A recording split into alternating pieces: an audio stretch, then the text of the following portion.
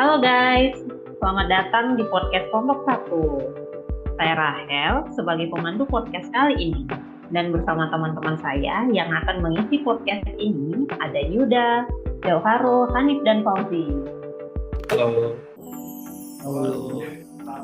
Hai, langsung aja nih. Kali ini kita akan berbicara tentang penerapan nilai-nilai bela negara dengan kasus netralitas ASN sebagai wujud bela negara.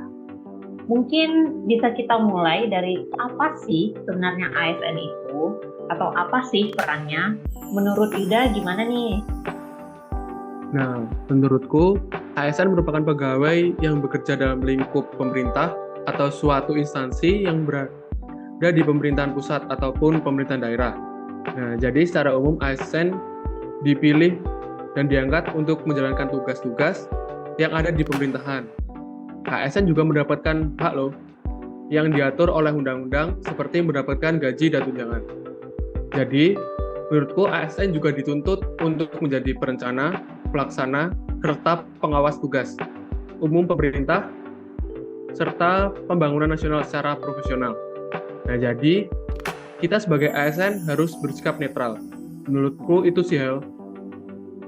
Wah, makasih tanggapannya Yud. Nah, sebagai ASN, kita juga harus tahu nih larangan-larangan atau batasan-batasan kita untuk menjaga netralitas. Gimana nih tanggapannya Jauharo? Oke, Hel. Tentu sebagai aparatur sipil negara, ada beberapa prinsip netralitas yang harus dipegang teguh. Ini melibatkan larangan berikut. Yang pertama, tidak dapat menjadi anggota partai politik.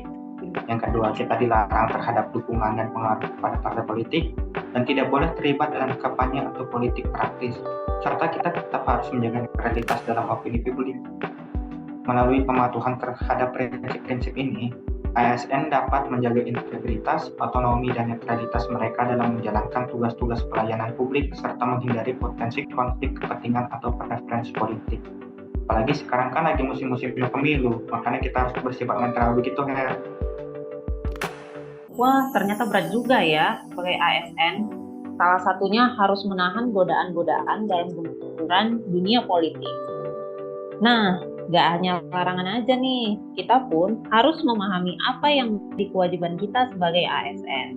Gimana nih tanggapannya Hanif? Iya, betul sekali. Sebagai seorang ASN, kita seharusnya menjalankan tugas kita secara profesional dan tidak memihak kepada kepentingan siapapun. Terus, kita harus menjauhi praktik KKN serta interferensi dari kegiatan politik. Kemudian, kita juga harus menciptakan lingkungan kerja yang tidak diskriminatif. Nah, dari hal tersebut, maka akan tercipta ASN yang profesional dan menjunjung tinggi netralitas. Kalau dari aku gitu, Her.